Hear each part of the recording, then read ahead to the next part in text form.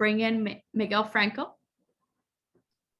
Hi, everybody. My name is Miguel Franco. I'm a student assistant here at the Dream Center. I'm also a small business owner. I own a vintage online business called Getty Grown Vintage. I was very inspired during the last workshop that I attended. I had already kind of had a business and used I've had sold a little bit online.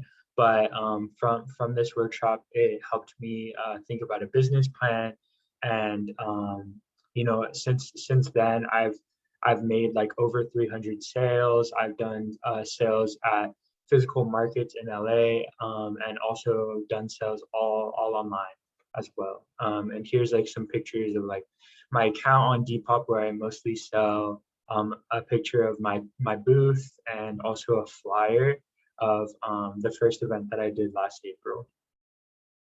And I just wanted to include to everybody that spaces like this are a really great opportunity to share ideas that you have, and also learn how to build your business and go beyond, because it's for me, I'm really living it feels like I'm living paycheck to paycheck, being in college.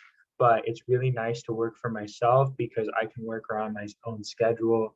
And it's just been a really good journey, building this business, and it's only getting bigger. So I also attended today to also expand my knowledge and hear from everybody else and see what they have to say. So thank you.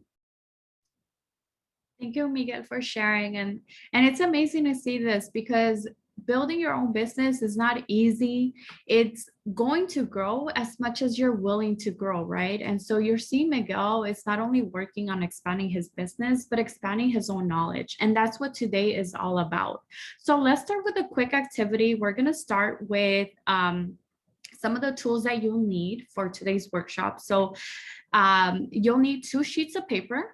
You can use Microsoft Word, you can use notes, whatever you have next to you. You can even use your phone if you want to pull out the notes application, and you'll need a writing tool, whether it's a pen, pencil, or keyboard. 1 sheet of paper will be fine, and we'll use both sides. Like I said, you can use your cell phone or your computer, but what I am asking for is to have a lot of trust in yourself, in your dreams, and have a lot of patience with this process. So let's get started on our first activity. For this one, you'll need your phone, or you can use your computer. I'd love for you guys on either your phone or your computer to head over to menti.com. If you have your phone, you can just scan the QR code. It'll take you to the page. And I'd love for you to type in this code, 2928 1945.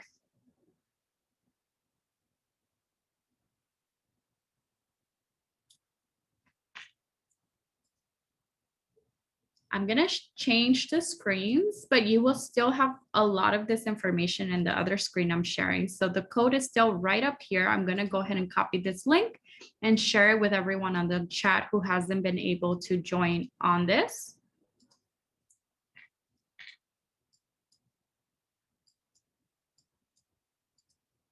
Alrighty, so you should be able to start sharing here.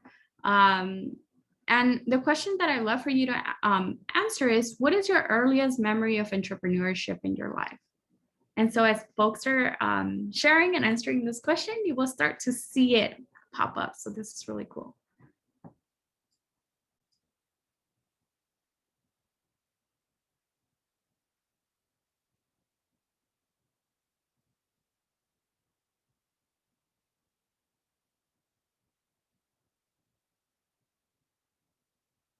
And if you're having any issues accessing the link, please let me know. You can still just go online to menti.com and use this code to write out your responses.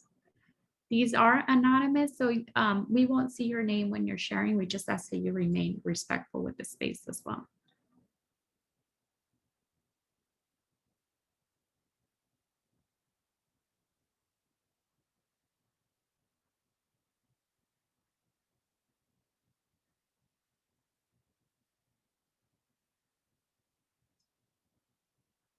You'll have about 1 more minute to share.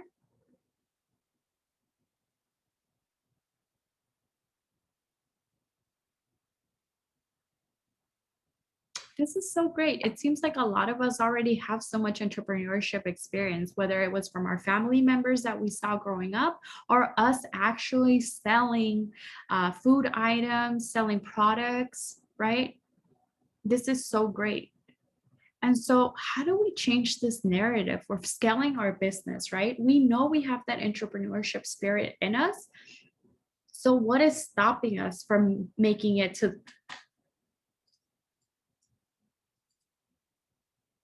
Sorry, my Siri is going crazy. But what I'm saying is, how do we change this entrepreneurship spirit from what we know to be entrepreneurship into something tangible, something that we can actually accomplish, right? And so we're seeing here, you guys see this scrolling? We have so much entrepreneurship experience between all of us. This is so amazing. So let me pivot back to our presentation, because I think one of the main things that I want to share with you is how do we debunk a lot of these roads that we have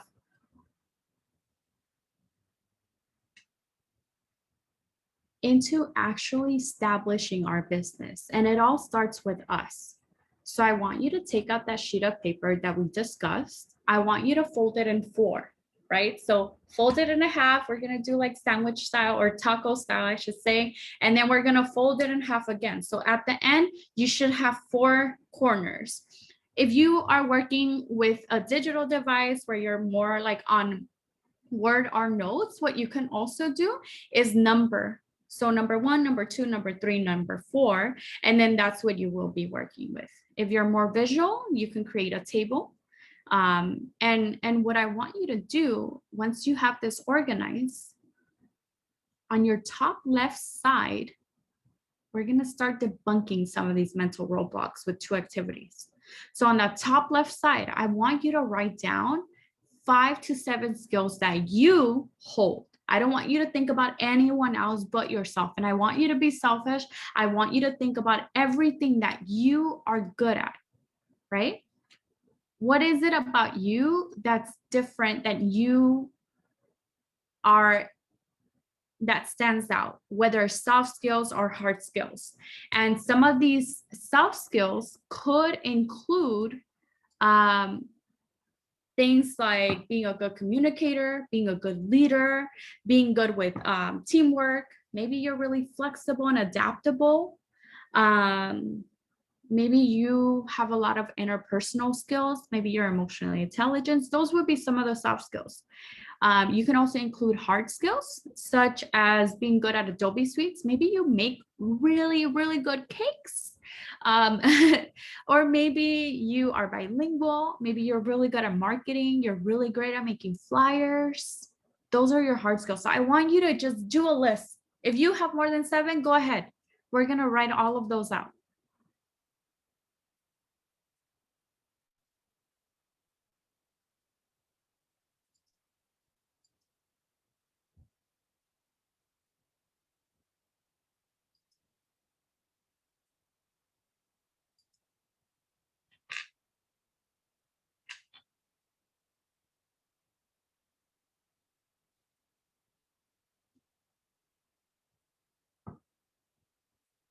I'll give you guys a little bit more time. Go ahead. Everything that you can think that you hold a skill in, then go ahead. Maybe you're really good at math.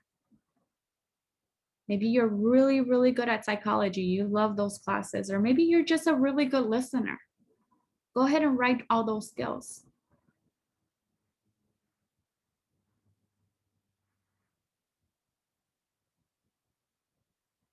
Okay, let's pause there. Now I want you to look at the top right side.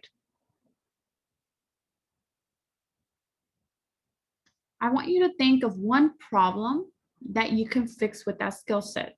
So say, for example, you wrote that you're really good at math. Then one problem that you can fix is someone who needs help with tutoring. Maybe someone isn't good at math. And so one problem that you can fix is you can help them with the tutoring. Maybe you're really good at baking. And someone like me, I'm not, but I need a cake because it's my brother's birthday. So maybe I can provide cakes for birthdays or special occasions.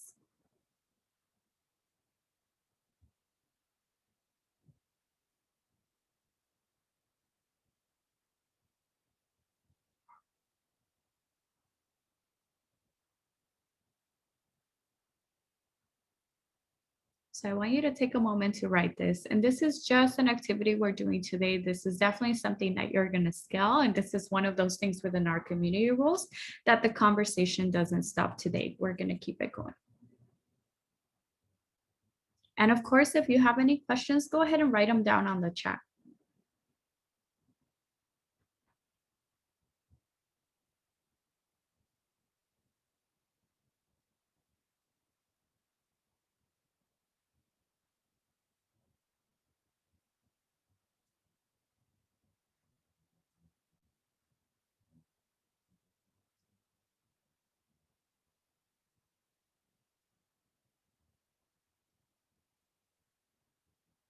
My God, this is great. You're already getting other business ideas. This is the thing, right? You learn how to scale.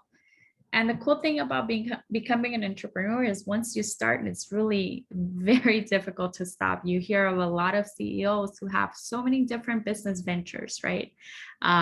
Because they start something, it goes amazing, you set it up, you have someone else lead it, and then you pivot to something else. And this is why, guys, the work with you is so important. We're always evolving, we're always making sure that we're improving. But it's that self-work. It starts with you, and your business will grow as much as you're willing to grow.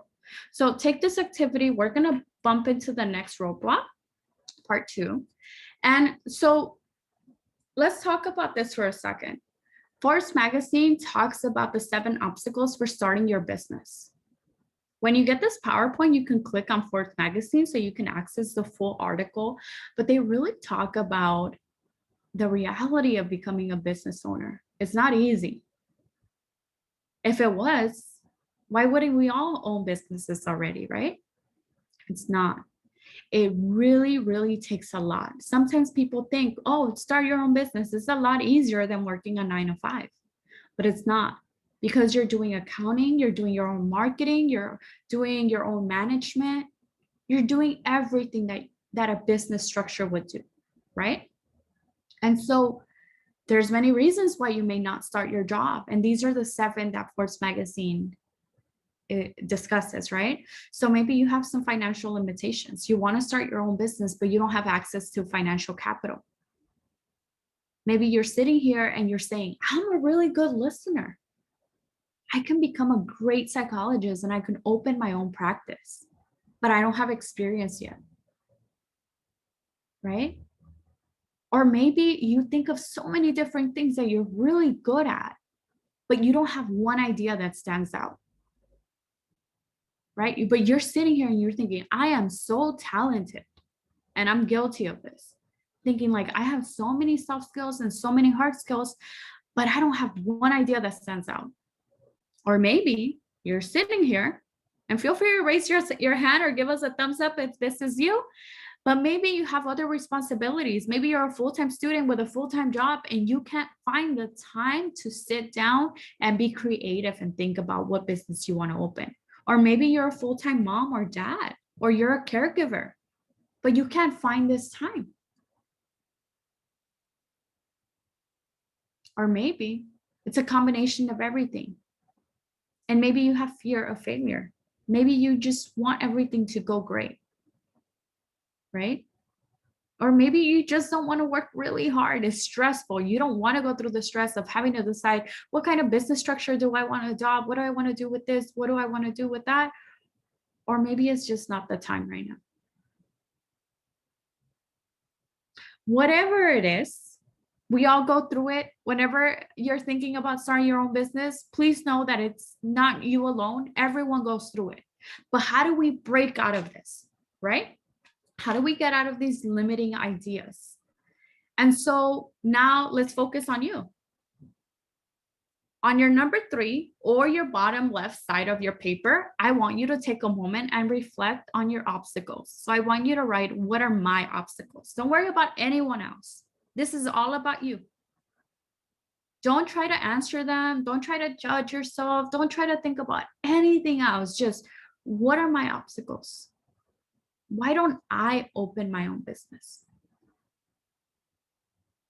And list as few or as many as you can. But don't try to answer them. Leave a space, because we're going to come back to this when we build a little more capacity to answer this.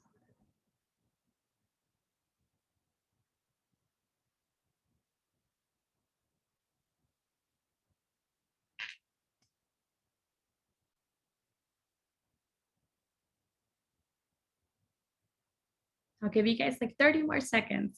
This is probably the easiest part. You're like, there's so many reasons why I can't open my business, right? But it's okay.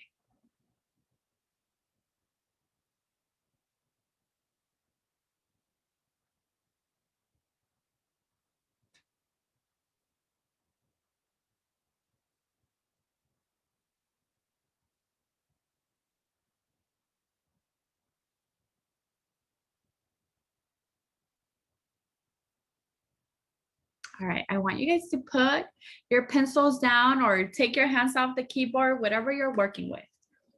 And I'm going to share with you guys a little secret. Now we're going to pivot into the information side. And when you want to adopt information, you want to regulate your nervous system, right? Because maybe we just went through a really stressful time, and you have all these limitations, but now we want to switch into being in an open space where we're going to actually learn and we're going to journal. So I want you to take 3 deep breaths. So I want you to breathe in, and I'm going to stop sharing my screen for just a second. So I want you to go ahead and take a deep breath, breathe in, hold it in for 4 seconds, and let it out. Make sure your exhale is at the count of 6 and it's slower than your inhale. And we're going to do that one more time. Take a deep inhale, hold it, and exhale. Now you're going to do one on your own.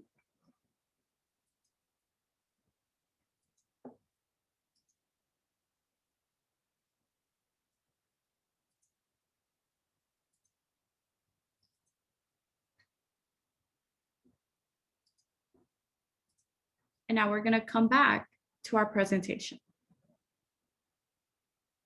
Can I get a thumbs up when you guys are ready to pivot back?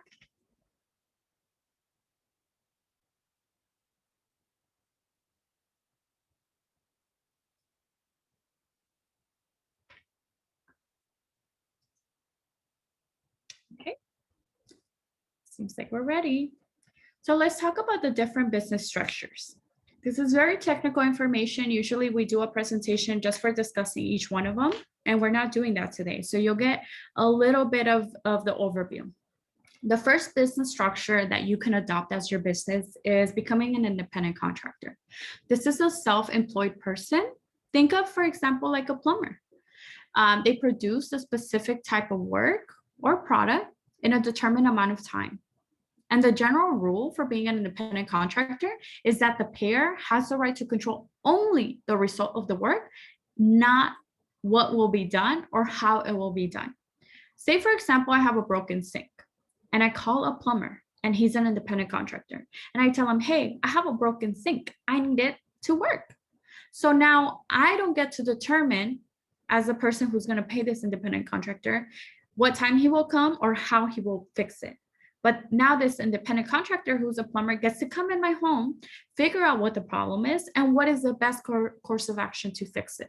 Maybe we have a contract where he tells me he'll charge me $25 an hour, $250 an hour, and we have that contract in place. He gets the job done, it gets done, I pay him or her, and we go on with our day, right?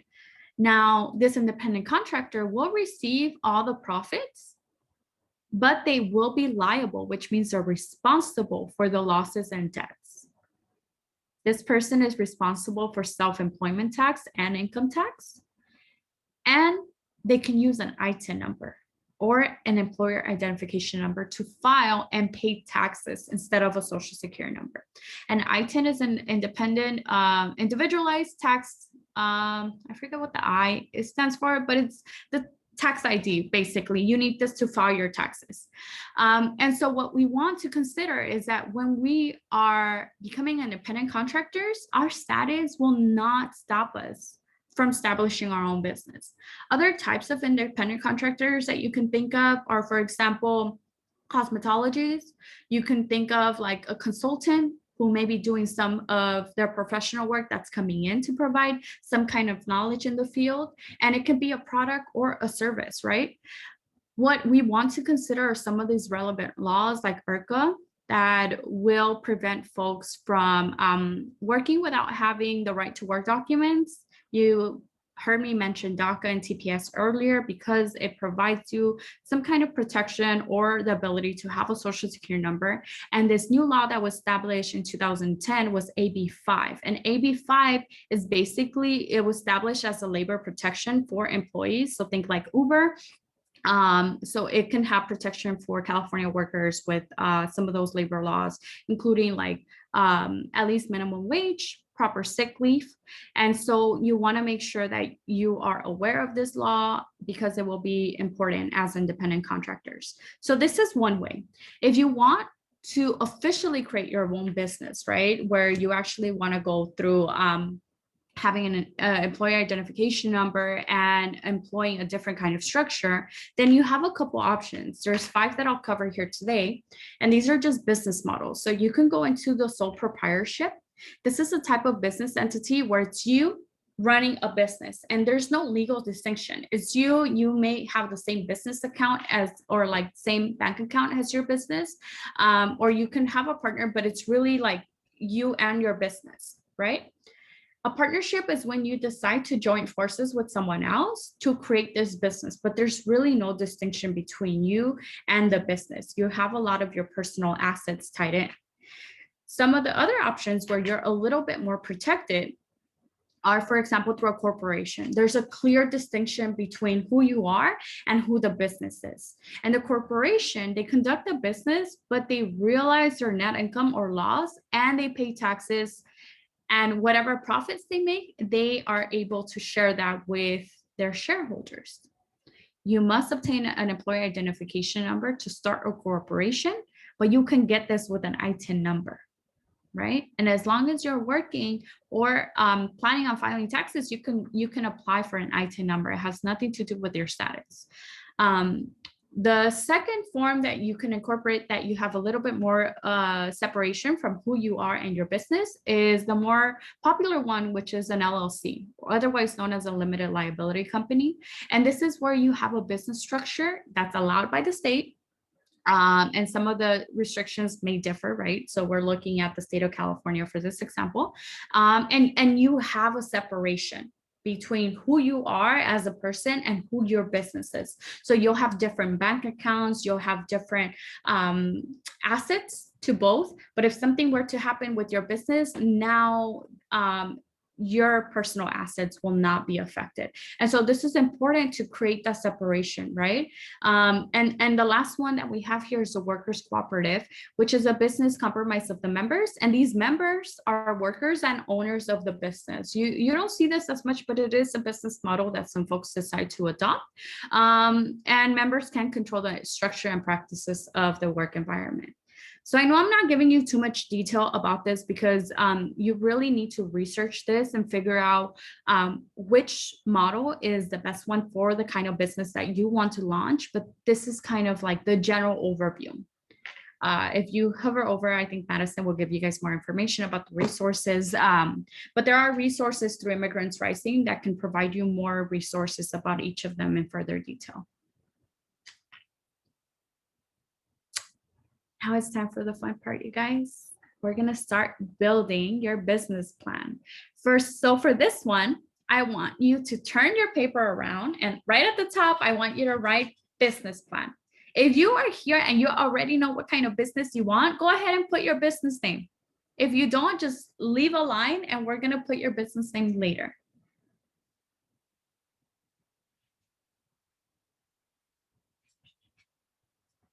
Okay.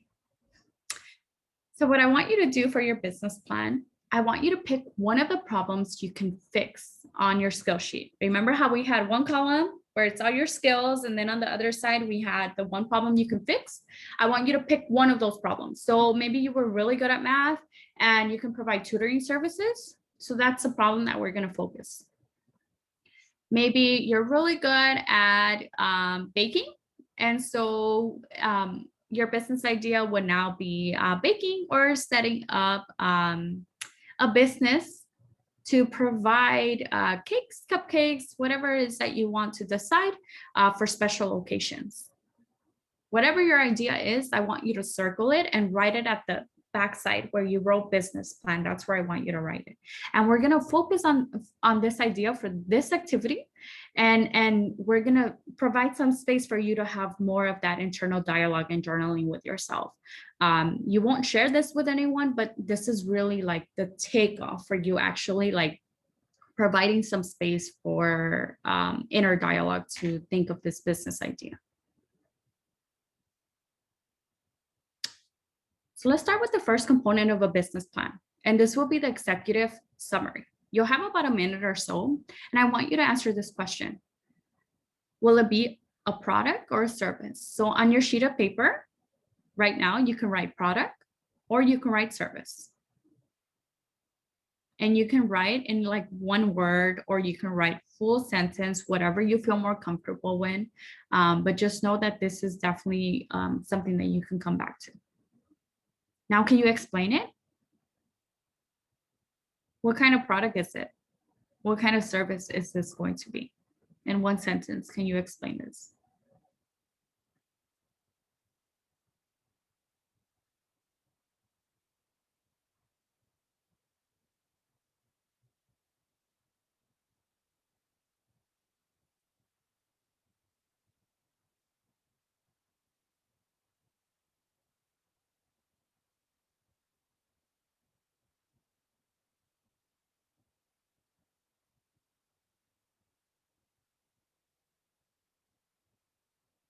Now, if you're done with that, I want you to answer the next two questions. Who will you sell this product or service to? And be as descriptive as you want. I'm going to sell my product to 25-year-old who are looking for math services, or I'm going to sell this to college students who are taking a stats class, or I'm going to sell pastry items to individuals living in the LA County or LA region, right? Be as specific, or the San Fernando Valley for you guys living out there. So whatever applies to you, you can be as detailed as you want. And where do you see your company going? Are you going to scale it? Are you going to hire additional employees? Are you looking at growing by 10% within 2 years, 3 years? What do you want to talk about within your business? And this becomes that executive summary. And if there's any questions, feel free to drop them on the chat or unmute yourself if you like.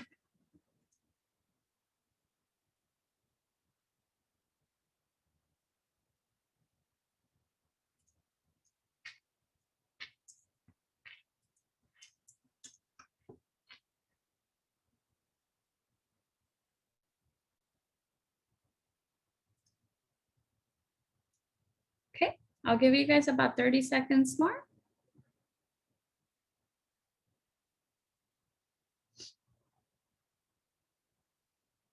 And don't worry if you don't get to answer all these questions. This is just for you to start. Even if you're just writing down with the executive summary, you'll get this PowerPoint and you can finish this activity a little later when you have a little bit more capacity to write more things down.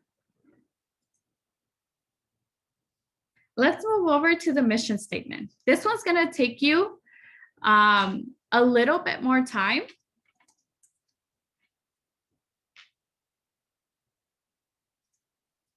But I want you to go ahead and answer this question. So I want you to put in mission statement up at the top as a header, and then you're going to write, answer this question. What do you want to accomplish with this idea?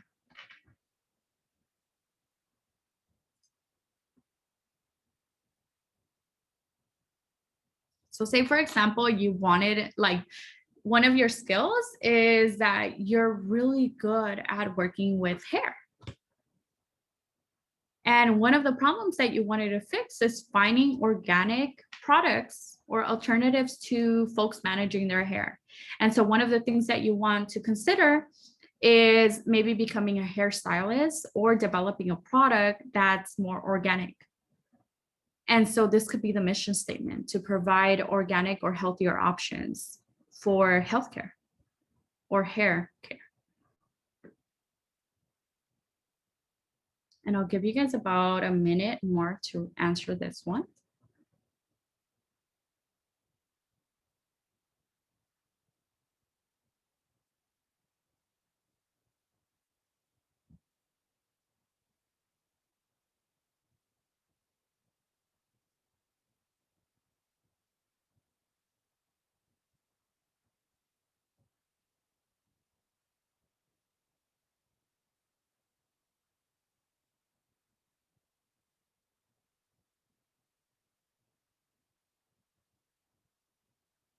All righty.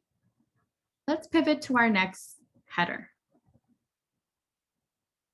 our business members. So I want you to write that heading, business members, and I want you to answer some of these questions. Who is going to be part of your business idea? And these are the people that are going to be your business members. If it's only you, then that's okay. Then you just write me. If you're going to have a partner, then you want to write who they are.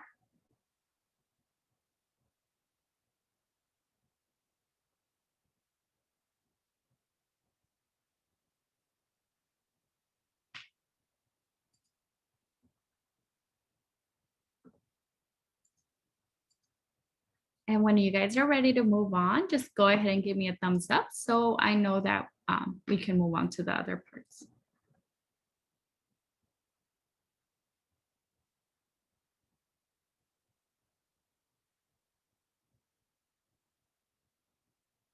Okay.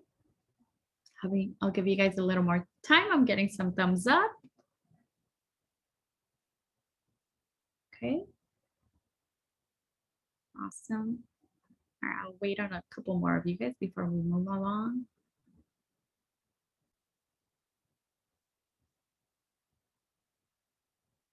It's a lot of writing. Maybe we're not used to writing so much, and maybe we haven't had the space to think about our business, but this is really good. Before we can get into a lot of the technical, there's some ideas we need to flush out, and this will be really good for you actually having this space to think about that next business venture. Because as we're getting into this, we get into the structural part, right? The legal structure. And you don't have to answer this question, but I presented on a couple different styles. If you already know, you can write legal structure, and then you can write what kind of business will yours be? Will it be a limited liability company, the LLC? Will you have a corporation, a sole proprietorship, a partnership? And if you don't know right now, let's leave this blank. Maybe highlight it, maybe leave a line, but we'll come back to this.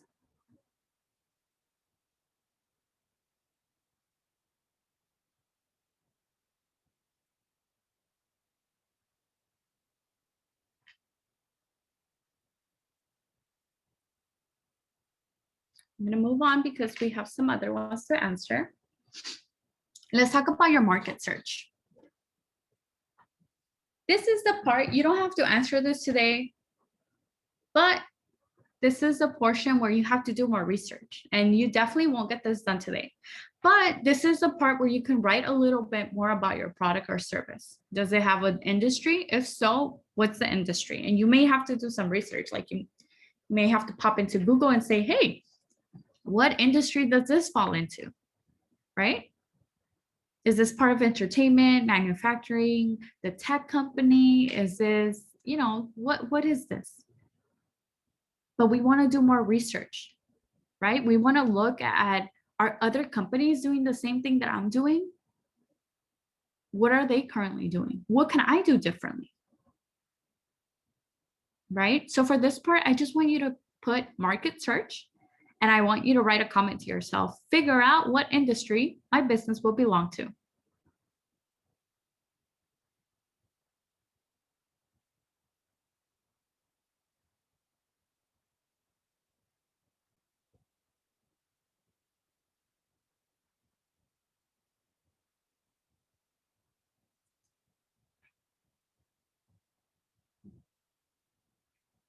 For this next heading, we're going to write our target market description.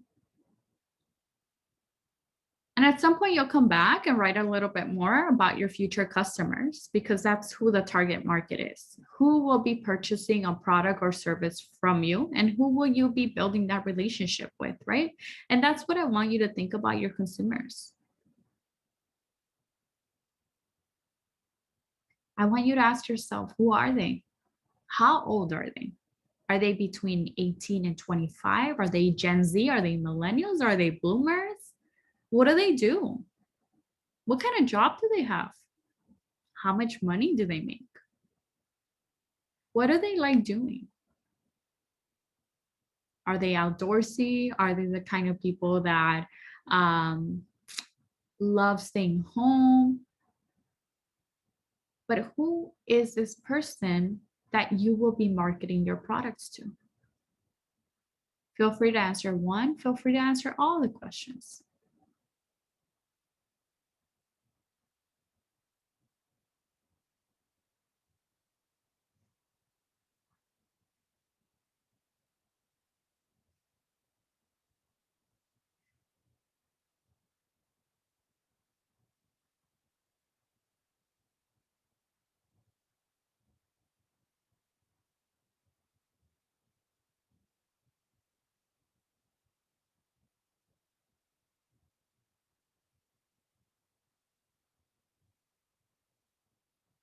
And maybe for this activity, you all are just writing down just quick answers. Just know that you can come back and flesh this out as much as you'd like to create your official business plan. But this is a perfect opportunity for you to start thinking about what are things that I already know and what are things that I need to sit down and give more space to.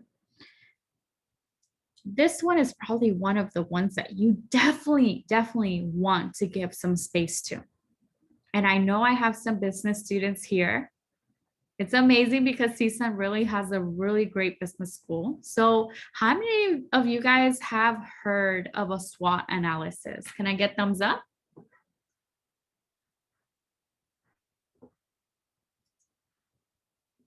A couple of you. Yeah. So SWOT analysis, you can do this. Typically, we do this up at a company. We look at the strengths, the weaknesses, the opportunities, and the threats for a company. I've done this with a lot of high school students where we internally do a SWOT analysis of ourselves. Like when we were talking about our skills, soft and hard skills, we can do that self-assessment, because if we're thinking about being an entrepreneur, we can start there. Today, we're focusing on our business, but I highly recommend for you to take a lot of these questions and ask that about yourself. Because like we mentioned at the beginning of this workshop, a thing about being an entrepreneur and growing your business is that as your business is growing, you have to grow yourself. You have to go through the personal development. You have to grow on healing yourself, on making sure that you are staying educated, you're networking, and you're staying at relevant, right? For a lot of the work that you're doing, because that will ensure that your business also is as strong as you. So when we do the SWOT analysis, these are some of the things that you want to consider for your business and some of the questions you can ask. And for this activity, the way you can organize yourself is to draw a square and make sure you draw 2 lines in the middle, and you're creating 4 squares within that big square. And on the top left-hand side, you're writing what the strengths are. And some of the questions you can ask there is, what do you do well? What unique resources can you draw on? What do others see as your strengths? And this is a lot on the personal side, right? And so when you're thinking of shifting this to your business, what you can say is, what are the strengths of my business? What can my business do well? What unique resources does my business have access to? And what do I do differently with my business that others don't? On the other side, you're going to write your weaknesses. For you, for your business, what could you improve?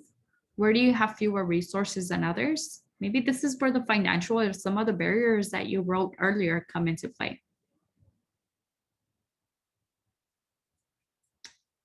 Under strengths, you want to write the opportunities. What opportunities are open to you? Are there any grants available? Are there any scholarships? Do you have any opportunities of working with someone on social media, such as an influencer? What trends could you take advantage of? And how can you turn some of these strengths that you put right at the top into opportunities? And maybe you're not answering all of them, just like you did with the other ones. Maybe you're just thinking about it and writing some notes down, and that's okay too.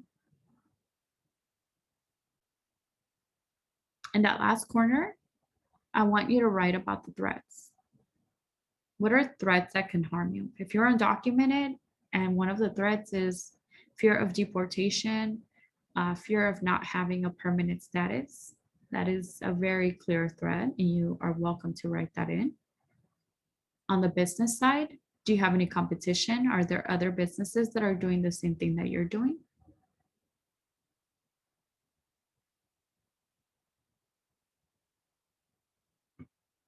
And I'll give you guys about a minute to focus on this, because this is probably one of the most difficult ones that you'll do through this.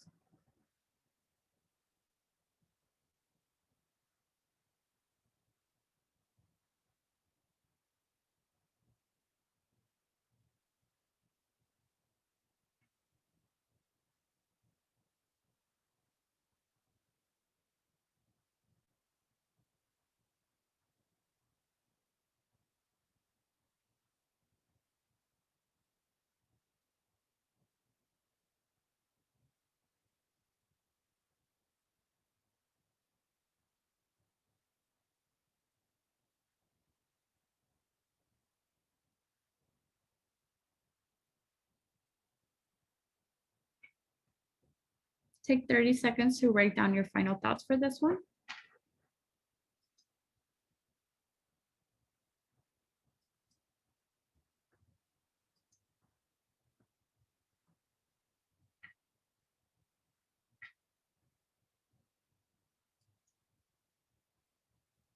We only have 2 left. Now let's think about, this is the funnest one, okay? This is about the pricing structure. So you can write pricing structure. And the question that you want to ask is, how much do you want to charge for your business? Do you have different prices? Do you have promotions? Do you have deals?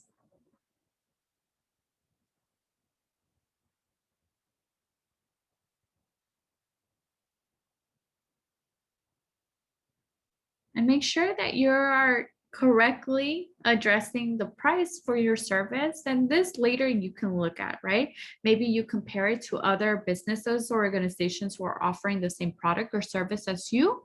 And then you compare some of the advantages of your business, or you decide, what is it about my business that's going to be different, that's going to provide more value to the customers, where I can charge more than my competitors without limiting myself, or that my customers will not be able to take advantage. Any questions so far? You guys are doing amazing with all of these.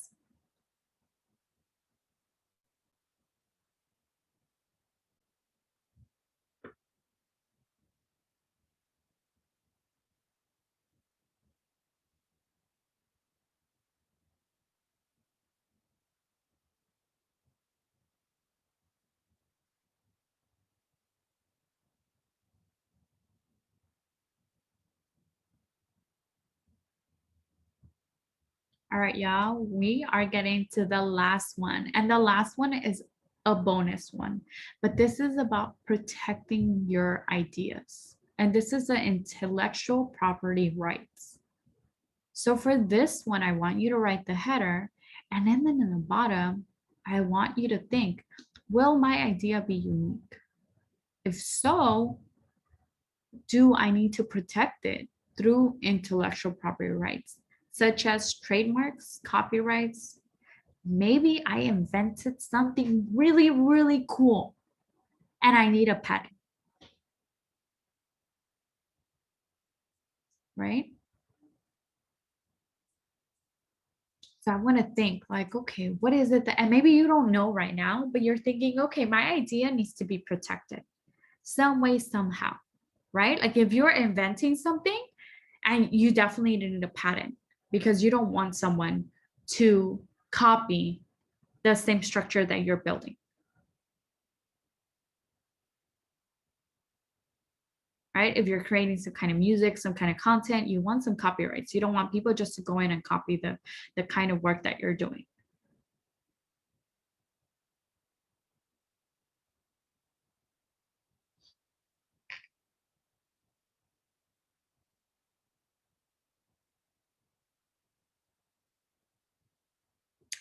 So I'll give you guys just a quick second. Go ahead and look through the sheet of paper, flush out everything that you've just looked at. I don't want you, normally I want you to like go back and fill out the parts that, you know, require your attention. Today, I don't want you to do that. I just want you to look at the work that you've done.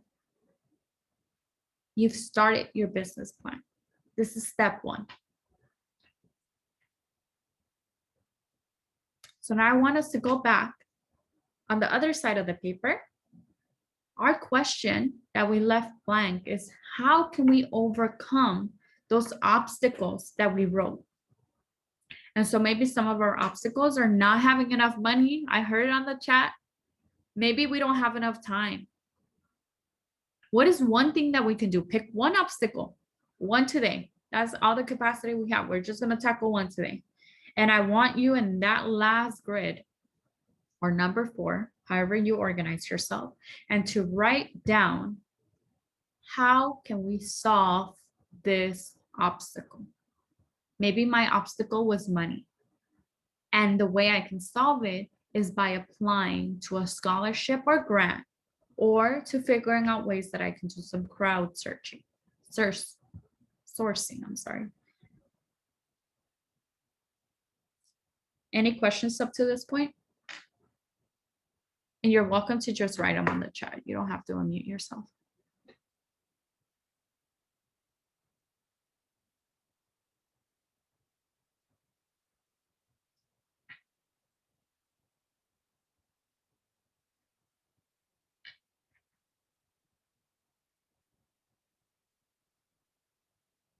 You have about 10 seconds left.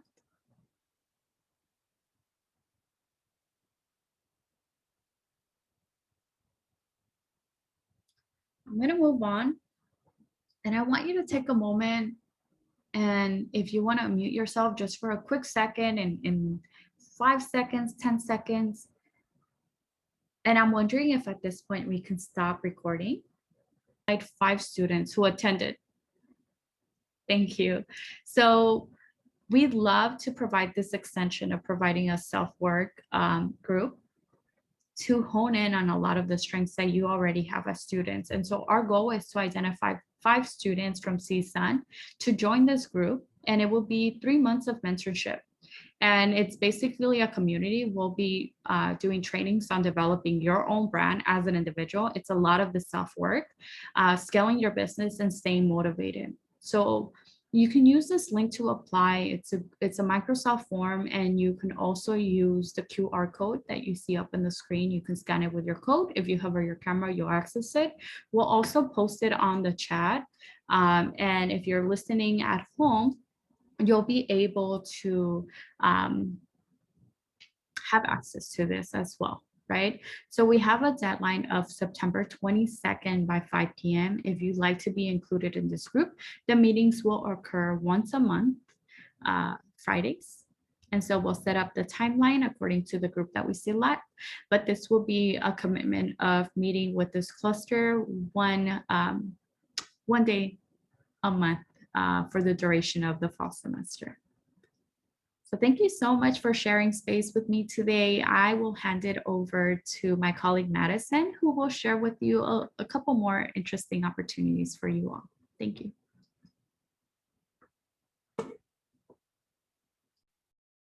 Thank you, Michelle.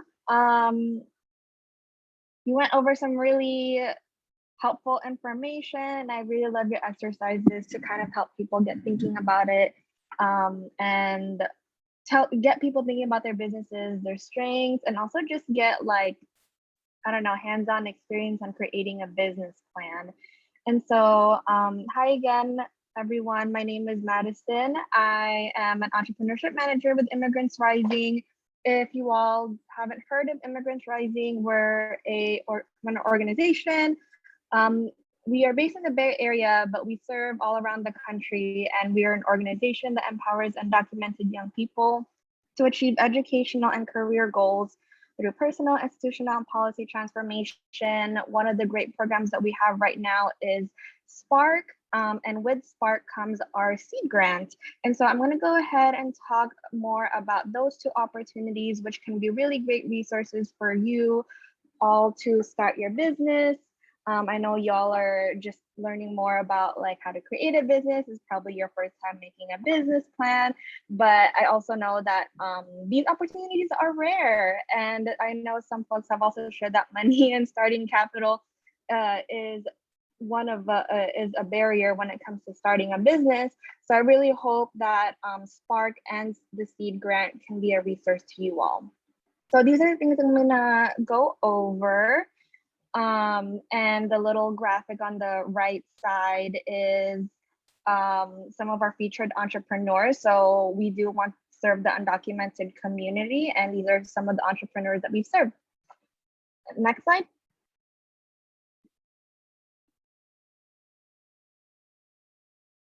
So going over Spark. So Spark is an entrepreneurship hub.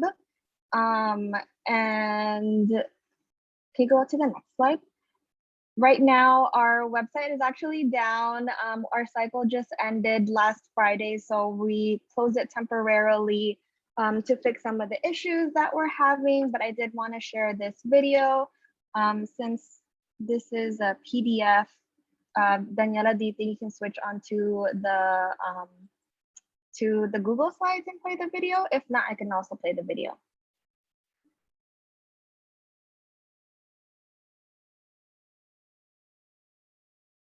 Oh, there's sound. It's okay, it's just music, but there's some like inspirational things in there. I think it might be like the screen sharing option. I think it might be the screen sharing option. But this video just shows some of the featured entrepreneurs that we have, some of the experiences with entrepreneurship. As you can tell, we do have a variety of different languages that our program will be available in. But essentially, Spark is a, actually, I'm gonna keep going. I'm gonna let y'all watch that. Did it stop? Okay.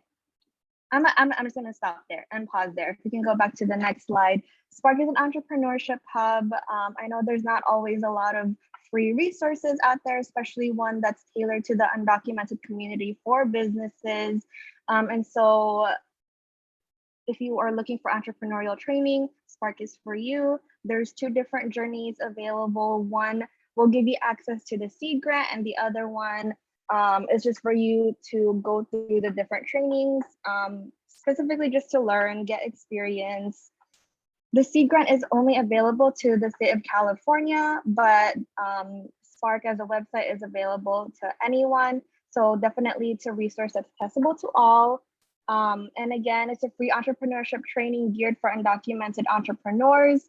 The courses is available in English, and then soon it'll be available in Spanish, Tagalog, and Korean. The videos are going to be in English, but there's subtitles included for all of them. And at the end of each courses, each modules, there's going to be a worksheet to give you more of an exercise too, and really put all the information that you've gotten from the videos and the courses into practice. Similar to what Michelle talked about, I think it's really good to get practice again and getting your ideas down on paper to make it happen, to make it closer to reality. And then on our website also, we do have stories of immigrant entrepreneurs in case you need inspiration. Inspiration is always needed. Like what Michelle said, being an entrepreneur is not easy, but there's a lot of folks that have done it, and there's so much wisdom and just amazing stories within our community. So we have those as well for you. And then under the Get Money page is where you'll get information about seed. Right now, the seed grant is our main source of funding for our undocumented entrepreneurs, but we're always finding ways, more funding opportunities, and we'll add that as they come along. So next slide. And then, so I'm talking about two different things. One is Spark, the entrepreneurial hub, and then within the Spark website is where you can find information how to apply for the seed grant. And the seed grant is actually funded by the state of California, by the Workforce Development Board, specifically to support the entrepreneurship of immigrants and folks with limited English proficiency. Again, it's really rare to find opportunities that are specifically for immigrants. So I just really want to highlight that this is kind of a once in a lifetime opportunity. Hopefully not the last one, right? We want more of these. And so we really want to push everyone to apply. We want to give people money. That way we can show it to the state of California that there's a need for this, that immigrants contribute to the businesses in California, that they run businesses in California. And we have about 650 grants to give out. Immigrants Rising is one of the organizations that's giving out organizations, but there's others as well. 492, we have 492 grants for new businesses or developing businesses. So this just means either they're smaller scale or they're just starting out. Most of you all will be applying for the 5,000 grant if you are just starting out. But I also know some of our parents are also entrepreneurs. So if they've been in business for a long time and they're undocumented, they might qualify for the 10,000 grant. And then part of the seed grant, again, is our entrepreneurial training. It is required to go through the whole training to be able to apply for the grant.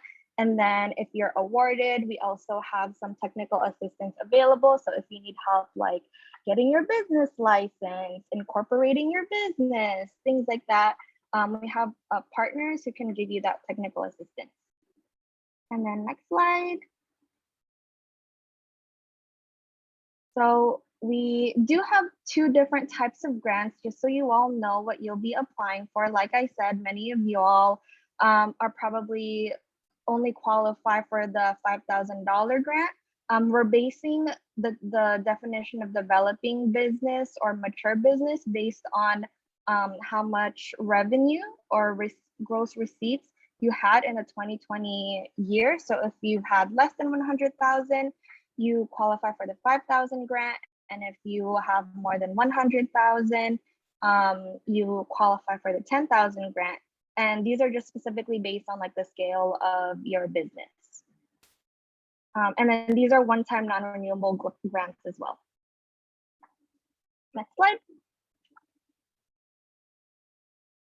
To be eligible, you either have to be limited English proficient, regardless of your immigration status, or you have to be a non-US citizen or non-green card holder. So again, I really want to emphasize that we want to give this money out to undocumented entrepreneurs. We especially want to prioritize folks who don't have work authorization. I know some folks shared that in the beginning of why they're here. They don't qualify for DACA and are looking for ways. And so I really hope this can be a great opportunity and a great resource for you. Other eligibility criteria, you have to be a California resident and operate your business in the state of California. So I'm assuming since y'all are students at CSUN, you all qualify for this. You just have to live in California currently. And your business has to address a social problem or community need. This is an important part because SEED in particular is trying to support businesses that have a social aspect to it. And I know that can be really, that might be limiting for folks who are just thinking about like, well, I just want to sell some baked goods, or like, I just want to make sure that I just have some like really great clothes that I want to sell. But I know that Michelle also talked about like what is our mission or vision, right? Like what makes our product special, what makes our services special, like why are we specifically targeting a certain community. So if you can go on to the next slide, I can go over a little bit more on the social aspects. We are generally just thinking about, like, is your business trying meeting a community need? Is there a reason why you are targeting your specific audience? And how is your business providing that solution? And so I think when thinking about your business, this can also like help you to even think about how to make your business more marketable. In all honesty, thriving businesses do address social problems or community needs. This is why they're successful. And so tips to think about how you can explain or describe how your business fits into this eligibility criteria.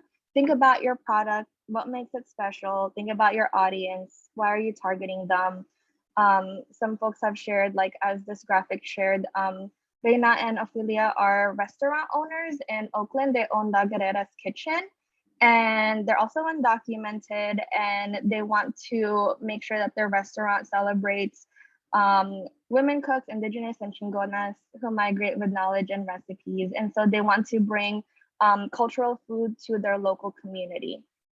And so just really thinking about like how can you, like what makes your product special? If you're selling clothes similar to Miguel, like I know that Miguel sells vintage clothes, and so it's really cool that you're making sure that the clothes that you're selling is sustainable, because you're not contributing to fast fashion. And so that contributes to sustainability. And so, yeah, we would love to hear how your business meets a social need or social problem or community need. Next slide. And if you would like to learn more, I already sent this presentation to Daniela and Miguel, and it links to our FAQ sheet. It looks like this, and you can learn more about who can apply, how to, like, does your business qualify, things like that. Next slide. And to go into specifically how to apply for the seed grant, I'll do a little bit of a breakdown step by step. Unfortunately, I can't walk you through the website because it's closed for maintenance right now, but I do have really great screenshots. So next slide. Steps to apply, you need to make an account on our website. This is how you'll be able to go through the trainings and save, to fill out the worksheets and save your progress. And again, like I mentioned, there's two different journeys. The one that gives you access to the seed grant is only the one on the left, called I'm Ready to Start or Grow My Business or Nonprofit. Next slide.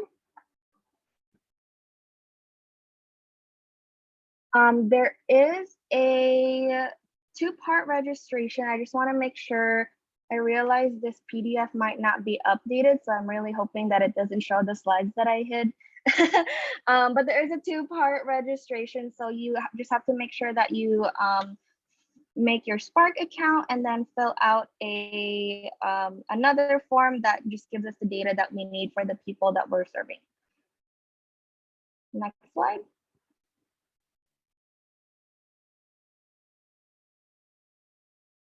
Okay, sorry, I think the slides repeated.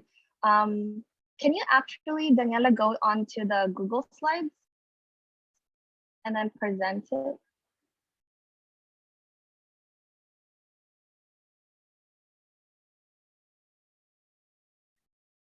And then I believe we are on slide, I'll just tell you when to stop.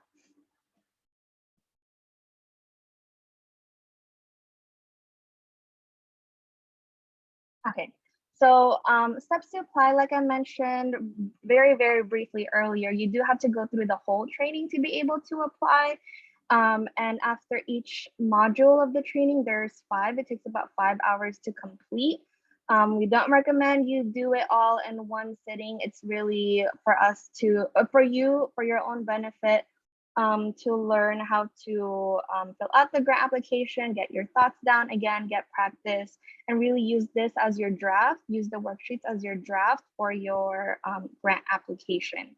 And then as you can see from this screenshot, all the check boxes or check circles on the left are green. And so after you're completed, it unlocks the seed grant application. Next slide. And oh, sorry, yeah, that's good.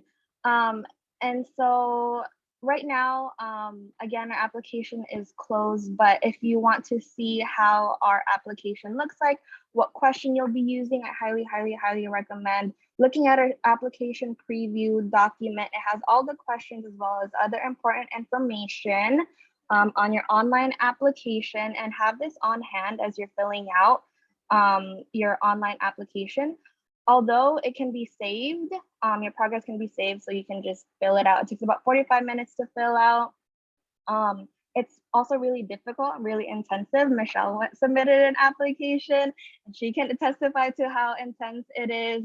But again, it's a really great opportunity, once in a lifetime right now. Hopefully there's more opportunities that come along, but use this to draft out your application. And next slide, because I want to make sure that I can go through everything. Oh, sorry, go ahead, next slide. And this is how the actual online application looks like. Next slide. And in case I went through this very quickly, I made a checklist to apply, so feel free to use this as a reference to make sure that you have all the materials. Our grant is currently closed, but we'll go ahead and open again next week and close in early November, so you have time. We're giving out about 300, we're aiming to give about 300 grants by early November, and then we hope to have another cycle after that. So if you're not ready yet just now, you still have time to apply. And next slide. If this is all overwhelming, don't worry, there's support for you. Sign up for Michelle's mentorship hours. Immigrants Rising also provides drop-in office hours. This presentation is linked, so go ahead and click those links to see how you can get support. Next slide. And I also wanted to highlight that we do have different outreach partners. ARI, Inclusive Action, Familia, and the Filipino Workers Center are all based in Los Angeles. So they or your parents can go to them if you need support as well. And I have just the last slide that has all the contact information and links also, again, for your reference. Sorry for going over time, but I hope this was helpful, and feel free to connect with me if you are interested or would even know anyone who can benefit. I'll pass it to Miguel. Sorry about that. I'm just going to drop my contact information so you all know where to. You're good. I think we're passing it to Daniela I think we're going to do